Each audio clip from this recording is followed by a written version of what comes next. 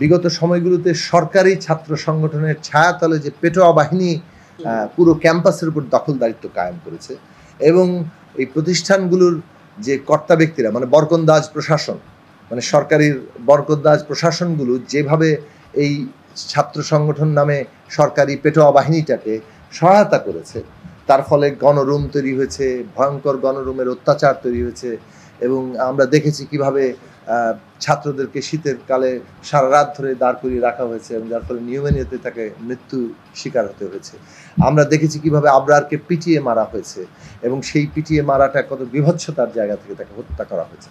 এই ঘটনাগুলো একটা উদাহরণ এক একটা, এবং এই জন্য প্রতিদিন আমাদের ছাত্রদেরকে এভাবে একটা নিপীড়ন এর মুখোমুখি হতে হয়েছে, প্রতিদিন তাদের স্বাধীনতা খর্বিত হয়েছে এবং একটা ভয়ের মধ্যে তাদের থাকতে হয়েছে। ফলে শিক্ষার্থীদের মধ্যে খুবই ন্যায্য কারণে এই সরকারি পেটোয়া বাহিনী ছাত্র রাজনীতির নামে যে দখলদারিত্বটা কায়েম করেছে তার বিরুদ্ধে একটা বিক্ষোভ আছে। এবং এখন যেটা আমরা যখন এই অভ্যুত্থান তৈরি করেছি, আমরা সব জায়গায় যেমন রাষ্ট্রের মধ্যে একটা গণতান্ত্রিক বন্দোবস্ত চাইছি, গণতান্ত্রিক সংবিধান চাইছি, মর্যাদা চাইছি, অধিকার চাইছি, ঠিক তেমনি ক্যাম্পাসগুলোতে কিন্তু সেই জায়গাটা তৈরি করা দরকার।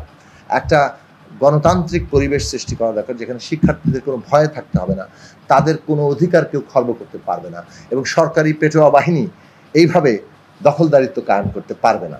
সেইটার জন্য যা যা করণীয় প্রশাসনিক, প্রাতিষ্ঠানিক এবং পরিবেশগত, সেগুলোর পদক্ষেপ নেওয়াটা জরুরি আমি মনে করি। সেই পদক্ষেপগুলো নেওয়া আগ পর্যন্ত ছাত্ররা কিন্তু আশ্বস্ত হবে না যে এটা আবারও সেই একই পরিবেশে ফেরত যাবে কিনা। ফলে এই পদক্ষেপগুলো নেওয়া এবং সেগুলো কার্যকর করা, তার জন্য একটা সময়সীমা নির্ধারণ করাটা এই মুহূর্তে প্রশাসনগুলোকে নিতে পারে। এই বিষয়ে সরকার নির্দেশনা থাকতে পারে, প্রশাসনগুলো উদ্যোগ দিতে পারে, স্টেক হোল্ডারদের সাথে আলোচনা করতে পারে, ছাত্রদের সাথে কথা বলতে পারে এবং সেই কথা বলার মধ্য দিয়ে এই জিনিসটা অগ্রসর হওয়া উচিত।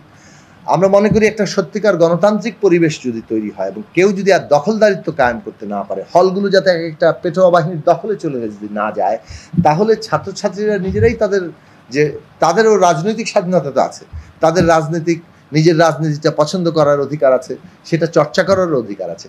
সেই জায়গাগুলো নিশ্চয়ই তারা তখনকার পরিবেশে সেভাবে করতে রাজি হবেন।